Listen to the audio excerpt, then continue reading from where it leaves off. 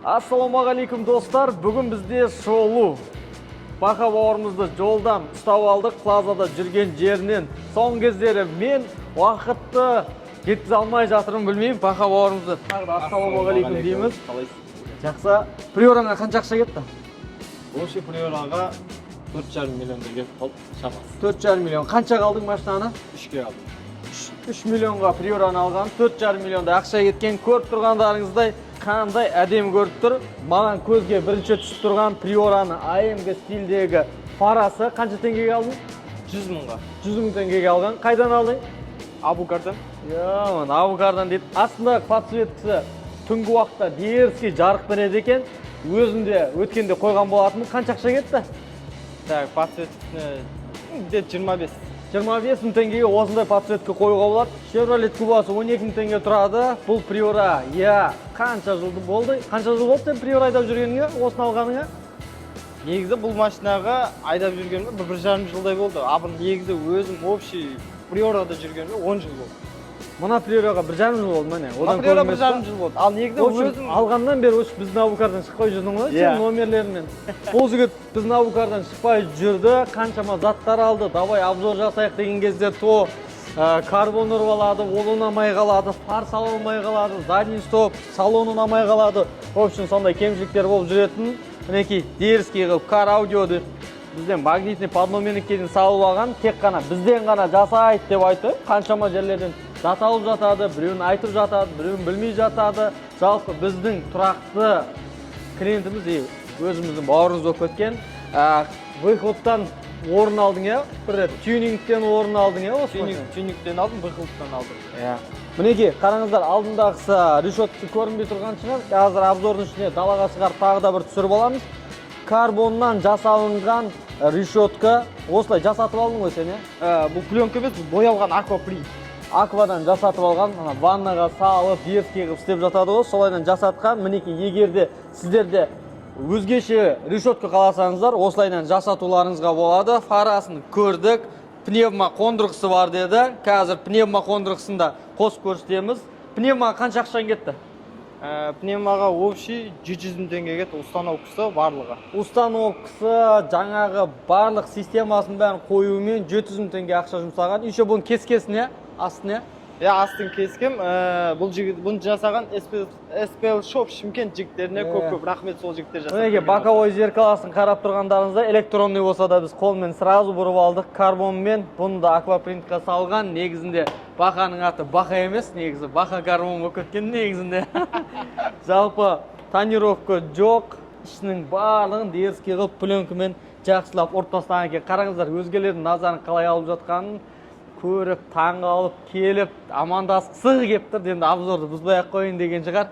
Бұл да ерекше бірдеңке, ешкімде жоқ, көптің назарын алып жүрген, барлығымыз салып алсақ деп жүрген артында дерзкий спойлері бар. Спойлерінде видеосын көрсете аламын. Мынауысы, в общем, кнопканы бассаң жатады, көтеріледі. Артыңғы фарасы AMG стиль. Артыңғы диодовый катафоттары бар, өзінің заводской стилінде тұрған. Бамперінде накладкасына дейін карбон қылып алған екен. Четкий көрінеді. Мына жер бақ көтеріліп кетті. Кемшілігі осы ұнамай тұр. Және де артқа никелімен никелінде карбонға ұрған. В общем, барлығы карбон болып тұр ғой, если что көріп, өздеріңіздің де машиналарыңызға осындай өзгешелеу стильді орнатсаңыздар болады. Түнгі кезде астындағы жарық қалай көрінетін арнайы сіздер үшін көрсеттік. Енді жарық жерге шығарып, бұның карбондары қалай тұрған мінекей тағы да бір назарларыңызға көрсетіп жатырмын. Ерінбей астыңғы парогына дейін карбон ұрып тастаған ғой. Жұрттар бұны сырылып кетеді деп аквапринтке салмай жүреді. Бұл жігіт полный салып тастаған. Дөңгелегі 14-тік, өзінің заводской атикасын қойған, және де мынандай сосок қойып қойған. Жалпы пневма жататын болса до конца жатады. Енді салонына келетін болсақ, салонда не бар екендігін жалпы келіңіздер бірге тамашалайық. Ал қымбатты достар, арнайы сіздер үшін бұл приораның салонында қандай қызық нәрселері бар екен көрсек. Минусын айтайын сразу. Мына минусы маған ұнамады, ошибкасында жаман болып тұр. Мен бір өткір жүрген мады бояп қалсам, бұл жерде осылайынан клиент етіп қойған екен. Бұл кемшілік болып тұрады, айту керек. Ема, достар, мен таң қалған, менің көңілімнен шыққан мұна руль AMG стилдегі таза Гелендвагендікі ғой. В общем, неге қаяқтан білдің десеңіздер, мынау новый емес, кәдімгідей бұл разбордан алып тұр, келіндікін салған, мына жерлерін бәрін карбонмен ұрған, мына жағын карбонмен ұрған, акрилмен черный қылып тұрып, глянец қылып тұрып бояған. Бұның өзі кәдімгідей еңбек. Мына рульдің өзі кемінде қанша? 200-ден асып кетеді, 250 мың теңге. Батырмаларының барлығы кәдімгідей мына Android-тағыдай жұмыс жасап тұрып, қойып көрсетуге болады. Еще мына жерде байқаған нәрсем, тәйіс деген ең соңғы сим картамен істейтін, еще плюс 360 камерасымен бірге жұмыс жасайтын мына жерде Android тұр. Бұның ерекшелігін айтайық, оңайлықпен тормозить етпейді, мұзғайға, ыстыққа төпет етпейді. Еще потолок приораларда жоқ қана аквапринтті мына жерге ұрып тастаған, қарасаңыздаршы. Мынау бәрі аквапринт, мына жағының барлығы аквапринт, дереваларын бәрін четкі қылып істеп тастаған. Мына жерінде аквапринтпен ұрып тастаған. Енді вкусы өзінің бір ерекше бір стилі болсын деген оймен бақа жасаған екен. Бұның өзі кемінде қанша ақша кетті осы аквапринтке? 800 мың теңгеде ақша кеткен. Карбонға бөлек кетті ма?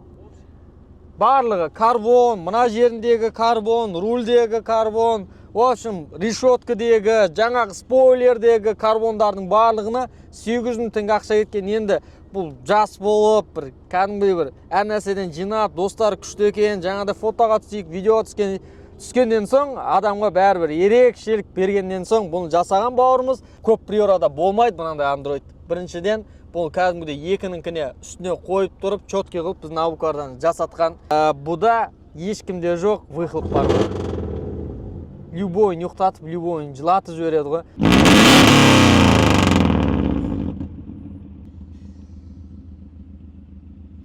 Бұда тұрған ең дерзкий қораз деген динамик тұрғы 16-лықтан Sola Eva 150 ваттығы тұр. Саптары тұр. Қазір сабында бірге тамашалайтын боламыз. Еще көбінде кездесе бермейтін мынандай синий ремені бар екен. Полный потологының барлығын қарамен қаптап тастаған. Жұлдызды аспан бұда өкінішке орай жоқ. Потолок болып тұр барлығы. Сейчас нас выгоняет, брат. Один раз. В общем, көріп тұрғандарыңыздай тонировкасының өзі бөлек ерекше болып тұр. Спойлер ұшып кетейін деп тұр, ерекше болып. Мына жерлерінде кемшіліктер бар, мінекей мыналарды енді жапсырып қою керек қой, енді уақыты болмай жүрген шығар деген ойдамын. Мыналарын бәрін карбонмен ұрған, ерінбей мына жерінде карбон ұрып шығыпты, базар жоқ. Қой, түсірсей. Жамау атыр, жауы атыр. Брат, мына нәрсені атып тастайды, біздің Абукарда бар ғой мынау. Смело сабы аласың саған. Береміз. Мына жерде тұрған Pride-тың сабы тұр екен, Quattro плюс тұр екен, усилительден. В общем, музыкасы өзінің көңілінен шығады. Алдында бұл музыка жинаған, музыкадан құлағы ауырып, әкесі бір-екі рет боқтаған екен. Динамиктерін шешіп тастаған опшн келген кезде. Мінеке артына осында еваполик салдырып алсаңыздар болады. В общем, выхлоптың дауысы айырып тұр, тағы бір-екі рет басқым кеп тұр. Моторының ішін көрейікші, тазалығы қандай екен, шашылып жатыр ма екен. Көбісінің барлық нәрсесінің кемшілігін осы моторынан көріп қоямыз. Моторында барыс деген аккумулятор тұр екен. В общем, айтқан кезде мына жердегісінде дерзкий бояп қойыпты крышкасын. Барлығы моторына, коробкасына бұл жігіт өте ұқыпты қарайды. Өйткені майларын уақытылы ауыстырып тұрады. Моторының ішіндегі полный патрубкалерінің барлығын жаңартып, тазартып, антифризіне дейін уақытылы ауыстырып тұратыны көрініп тұр. Қозғалтқышында ешқандай артық дыбыс жоқ. Кондер ККНС жұмыс жасап тұр. Егерде осы приораға қызығып, махаббат ашылып кеткен адамдар болса, бағасын келісіп берем деп қояды. Енді осындай приораға қызығып жүрсеңіздер, мүмкіндіктеріңіз бар. Мынандай подномерниктер қойсаңыздар, көрдіңіздер ме? Өздеріңізді рекламировать етесіздер. Біріншіден, екіншіден осындай кез келген жерде ұялмай жүресіздер. Тексеріп көріп атқан бізден алды ма, бізден алмады ма деп сонда да магниттер жақсы ұстап тұр екен. I don't give a fuck what you say. Yeah, I'ma do shit my way. So you can go kick. Ал достар, бұл машинадағы бар нәрсені, қыр-сырын, кемшіліктерін, жаңағыдай өз еңбегімен салған, уақыт алған нәрселермен, мына жерде светтер қалай жанатын бар, мен толықтай білмеймін. Бақа өзі айта кетеді қазір. Мына светтер қалай жанады, қандай цвет болады, көрсетіп жүрсең. Біз бұны Абукардан алдық толығын. Мына жерде Android TS SS3 2K тұр. 6-да 128. 2K-ның ерекшелігі мына жерде кнопкасы болмайды. өзінің тест негізі кнопкалар болады. Осы ненің программасы подключен болып жатыр полный светке. И светті через программа ауыстырып отыра беруге болады міне. Барлығы ауысып отыр міне. Сары, міне қызыл светке. Осы Android через Android арқылы ауыстыруға беруге болады өзіңе. Мына достар, неон лента деп айтып жатасыздар ғой. Әркім әртүрлі енді өзін білгенше сұрайды. Көбінесе сол себептен де осындай цветтерді алсаңыздар, кез келген көлікке қоюға болады. Көріп тұрғандағыдай под музыкада ойнай береді, бұл. Иә, под музыкада ойнайды. Еще поликке жанатын, аяққа жанатын несі де бар бұның, иә? Иә, датчигі де аяққа бар. жанады. 360 камерасы қалай қосылады, қандай ол көрсетіп жіберсең? 360 камера дегенде менде передний және задний бар. Екеуі де регистратор, запись басып тұр. Өйткені себебі неше түрлі водительдер бар бағанағы, ақшасы болмай енді түртіп кетеді бағанағы. Сондай ситуацияда машина өшіріліп тұрса да запись басып тұра береді барлығын. Запись басып тұр. Передний камерасы ол жоғары жақта тұр. Мына жерде. Передний камерасы көзге де көрінбейді. Камера тұрған сияқты болып та білінбейді екен. И одан кейін задний камера бар. Тоже регистратор басып тұр міне. Регистрациясы. Средний камера. И және де бізде автокөліктің кез келген бамперін, парковкасын көре алмаймыз. Тоқтаған жағдайда, сол тоқтаған жағдайда көру үшін мына жерде передний камера деген бар. Соны басамыз, бассақ, мына бізді жерде кәдімгі прям алдыңғы парковка. Достар, анық көрсетіп тұр ғой, общем келген кезде, егерде push start істей ма өзі? Push start істейді. Push startта так бұның өзінің арнайы кілті бар. Мына 55-тің кілті, мына кілтсіз push start істемейді. Сондықтан да push start тек осы кілт арқылы ғана құлталайсың. Отала ма намен? Иә, автозаводы бар. Автозаводы бар. Жо, намен оталдырса кетіп еді. Міне қазір біз былай оталдырып алдық. Өшіреміз. Бұның push starттың өзінің екі датчигі болады. Жақындасаң. Иә, құлданып өзі ашылады. Автозавод кетті. Ештеңе басып тұрған жоқпын. Автозавод бар. Қанша метрге дейін ұстайды бұның қашықтығы? 3 метрге дейін барып қалады. Анау бір столбыға дейін, столбы жерлерге дейін. Шақта ғана оталдырма? 50-100 метр онда оталдырмайды ғой. Жоқ, ондай несі қатты емес. Достар, егерде қызықтырып жатса осында, еще мына боковой зеркаласы, бұның салоннан да обогреві бар, AMG стильдегі, көбінесе AMG стильге қызығатындығы да спиралдары бар, қарды, мұзды ертетін. И бұл жиналатын көрсетсіз, қалай жиналатындығы?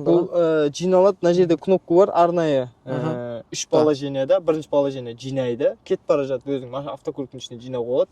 Екінші положениясы приораның родной кілтінде есікті мысалға міне былай іштен құлтай жинай беруге болады. Екі жақты да и және де ашуға да болады.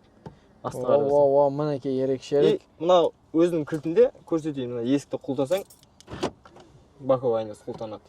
Сразу өзі. Жиналады, ә? Жиналады. Ашасың и дальше то же самое сондай болады. Не істегесің мына жерге, не жабыстырғансың? Мына жаққа да түкіріп тастағансың? Жоқ, ол жерге не ғой? Подсветка ма бір бәле қойдың ғой сені? Қойғым келген. Мынандай астына Лада деген сияқты жазу қоямын деп осы жерін құртып алған көрдіңіздер ме? Аффиксті вообще қолданбаңыздар. Мына жерін бәрі четкий пленка ұрып, сырылмай, жырылмай сақтап келіп мына жерді құртып алған сәл өкініштерек болды. Еще мына жерде бір қызық нәрсе бар екен, қараса. Мына жерде, мынау не десеңіздер, бақа қатты сөйлеп жатса былай жай қойып қоясың да. Бұл усилительдің жалпы дауысын бәсеңдетіп қатты жай қоятын нәрсе. Саптың дауысы қаттырақ шығу үшін ударник мешать етіп жатса, біреудің жүрегін айнытып жатса, осы жер арқылы регулировка жасайсың. Ал мынау тұрған пневманың атмосферасы, мінекей егерде жел таусылып қалса, осын басасың қосылады, мынаны бассаң алды көтеріледі, алды түседі. В общем, пневмаға арналған. Звездный енді салынады. Әлі үлгеремай Сатыла ма машина, сатылмай ма? Автокөлік сатылып тұр, бірақ енді пока клиент алам деген қанша деп жатсың? 7,5 миллион ақша салып, енді қаншаға сатпақшың деген. 7,5 миллион кететін болса, енді мен оны пайдаланғаным бар, бұны айдағаным бар. Кайфын көрдім дейсің ғой, иә? Айтқанда ана моторда жаңа стингер қандай қойдың сен? Subaru ма? Не қойдың? Полный трасса қойдың ба? Иә, стингер Subaru салып, полный трасса, екі выхлоппен, банкісімен, екі банкісімен. И және де мына жерде көрсетіп едік, бізде проекция бар. Мына жерде километр қаншамен кетіп баратқанын щиток приборға қараудан ерінетіндер болса, мына жерде проекция бар. Мінекей мына жерде щиток прибор қаншамен кетіп баратқан және судың температурасын көрсетеді осы жерде. Ал достар, мүмкіндігінше обзорға алдық, лайк басып, біздің YouTube арнаға тіркеліп, қандай кемшіліктері бар, бақаның жинаған машинасында qanday pluslar bor, ko'ngildan chiqqan, chiqmagan kommentariyga jaza ketsangizlar bo'ladi. Baqaga ulkan rahmat, vaqt bo'lib o'sha yerda bilet narsasini, salgan narsasini sizlar uchun ko'rsatganlar. Ne aytasan? Ne aytam, Abukarning YouTube kanalına, және де Instagram барлығына тіркеліңдер, өз ойларыңды айтыңдар. Енді автокөлік өзім махаббатым, өзім ұнаған нәрсені жинадым. Vazdan басқа машина жинамайсың ба? Жоқ, ваздан басқа машина. Ваз сыйла.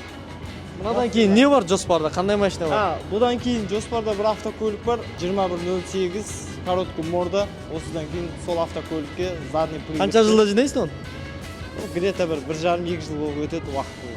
Ал күндеріңізге сәттілік, уақыттарыңызды бөлгендеріңізге сіздерге рахмет достар.